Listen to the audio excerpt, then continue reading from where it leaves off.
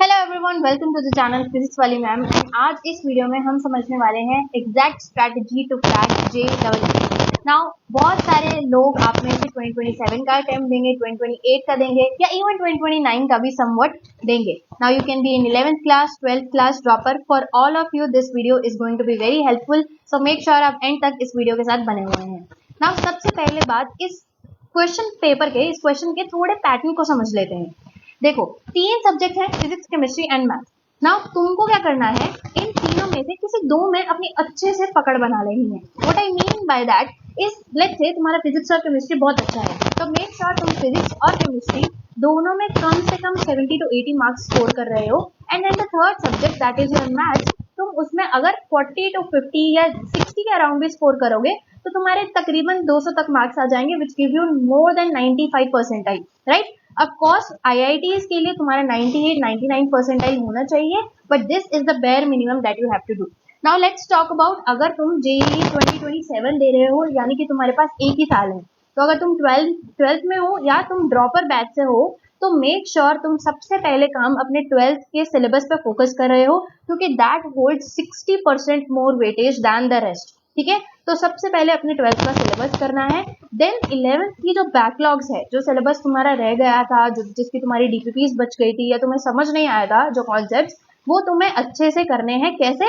Priority wise. सबसे ज्यादा weightage जिस चैप्टर का है 11th में, सबसे पहले उसको करेंगे, then the other. And make sure तुम चैनल को सब्सक्राइब कर रहे हो, क्योंकि ये वाली वीडियोस भी बहुत जल्दी चैनल पे अपलोड होने वाली है। ठीक है, देन बैकलॉग क्लियर कैसे करना है? Every week with the 12th, every week you are doing 2 chapters minimum from 11th।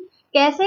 One shots देख सकते हो, रैपिड रिविजन्स देख सकते हो, and then jump on to DPPs, PYQs, mock test जो तुम्हारे कोचिंग वाले दे रहे हैं। ठीक है, तो this is your main target if you are in 12th class या ड्रॉपर। अब बात करते हैं जो बच्चे 11th क्लास में हैं, तो सबसे पहले तुम्हारे बेसिक्स क्लियर होने चाहिए, तुम्हारे कॉन्सेप्ट्स एकदम जीरो से क्लियर होने चाहिए। एंड उसके बाद जिस भी कोचिंग में तुम जा रहे हो, पहले तो कोचिंग सिलेक्ट करो, ऑफलाइन जाना है, ऑनलाइन जाना है, जो तुम्हें बेस्ट लग रहा है वो देखो, स्टार्ट शोइंग अप। एंड क्या करना है, कॉन्सेप्ट क्लियर हो गया, साथ के साथ उसके क्वेश्चंस कर लो, साथ के साथ DPPs कर लो, PYQs कर लो।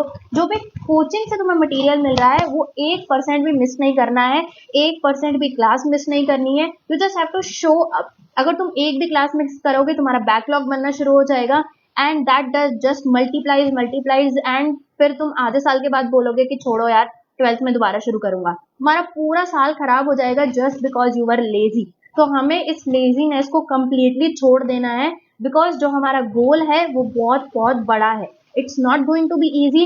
14 से 15 लाख लोग, बच्चे ये एग्जाम देते हैं और seats are less than 1 lakh. So you have to prepare, you have to give your best and you have to show up सबसे पहले। ठीक है, उसके बाद तुम्हारे कोचिंग मटेरियल पे तुम्हारा फोकस होना चाहिए। 50 मटेरियल्स पे फोकस नहीं करना है, ये भी कर लेता हूँ, वो भी कर लेता हूँ। सबसे पहले कोचिंग मटेरियल करो। वहाँ के जो टीचर्स हैं उनको बहुत एक्सपीरियंस है, पिछले 10 साल के, 15 साल के पेपर से ढूंढ के उन्होंने वो DPPs बनाई है, तो वो पूरी करना बहुत जरूरी है। देन PYQs करने बहुत बहुत बहुत जरूरी है। ठीक है, उसके बाद सबसे बड़ा important point, notes. Since you are just starting, तो तुम्हारे पास इनफ टाइम है अपने नोट्स अच्छे से लिखने के लिए, उन्हें अच्छे से रिवाइज करने के लिए। ऐसा बनाओ उन नोट्स को कि तुम बाद में जब रिवीजन करोगे तो तुम्हें और कोई बुक खोलने की जरूरत ना पड़े। तुम क्वेश्चंस कर रहे हो, उसकी अलग कॉपी लगा के उसके साथ स्टिकी नोट्स लिखते जाओ, उसके ऊपर लिखो कि ये मस्ट रीड क्वेश्चंस हैं, ये बिल्कुल भी छोड़ के नहीं जाने हैं। ठीक है, नेक्स्ट और सबसे इंपॉर्टेंट बात, तुम ये सब कर लोगे 2 साल, but you have to understand one very important thing, IIT is not the main goal. ठीक है, IIT is just a part of your journey, it's just a stepping stone.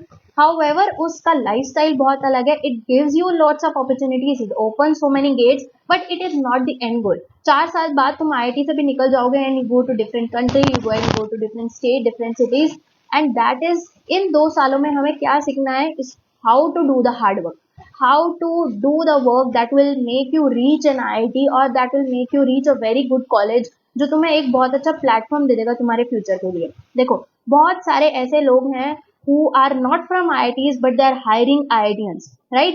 तो just because तुम्हारा IIT हुआ, तुम्हारा IIT नहीं हुआ, that depends on lots of factors, just तुम्हारी मेहनत पे नहीं।